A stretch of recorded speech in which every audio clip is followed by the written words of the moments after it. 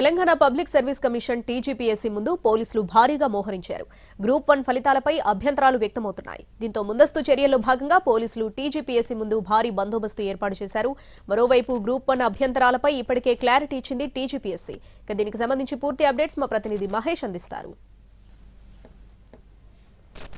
Service commission group 1, group 2, group 3 ఫలితాలను విడుదల చేసింది. గ్రూప్ 2, గ్రూప్ 3 సంబంధించినటువంటి జనరల్ ర్యాంకింగ్ లిస్టుని కూడా విడుదల చేసినటువంటి నేపథ్యం. గ్రూప్ 1కు సంబంధించినటువంటి అభ్యర్థులకు వచ్చినటువంటి మార్కుల వివరాలను తెలిపినటువంటి నేపథ్యం.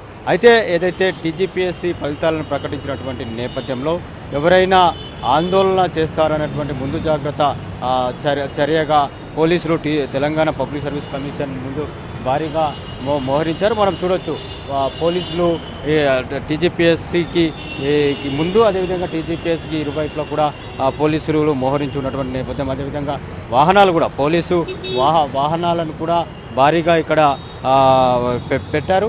ఏదైతే అభ్యర్థులు గతంలో గ్రూప్ 2 విషయంలో కానీ గతంలో జరిగినటువంటి వివిధ సంఘటనల నేపథ్యంలో వాటి పునరావృతం కాకుండా ఉండేందుకు కొరకు పోలీసులు ముందు జాగ్రత్త చర్యగా భారీ బందోబస్తుని భద్రతను ఏర్పాటు చేసినట్టుగా కనిపిస్తుంది. అయితే ఎవరు కూడా ఇప్పటివరకు అధికారికంగా తెలంగాణ పబ్లిక్ సర్వీస్ కమిషన్ ముందు ఆందోళనకు ఏ సంఘం కూడా పిలుపునివ్వాలి. అయితే ఏవైతే గ్రూప్ 1 ఫలితాలు ఉన్నాయో గ్రూప్ 1 ఫలితాల విషయంలో అభ్యంతరాలు వ్యక్తం చేసినటువంటి నేపథ్యము ఒకే సామాజిక వర్గానికి ఎక్కువ ర్యాంకులు వచ్చినాయని చెప్పేసి అభ్యంతరాలు చెప్తున్నారు, విమర్శలు చేస్తున్నటువంటి నేపథ్యంలో ఇప్పటికే Telangana public service commission group 1కు సంబంధించినటువంటి విషయంలో కూడా పూర్తి స్థాయిలో క్లారిటీ ఇచ్చింది.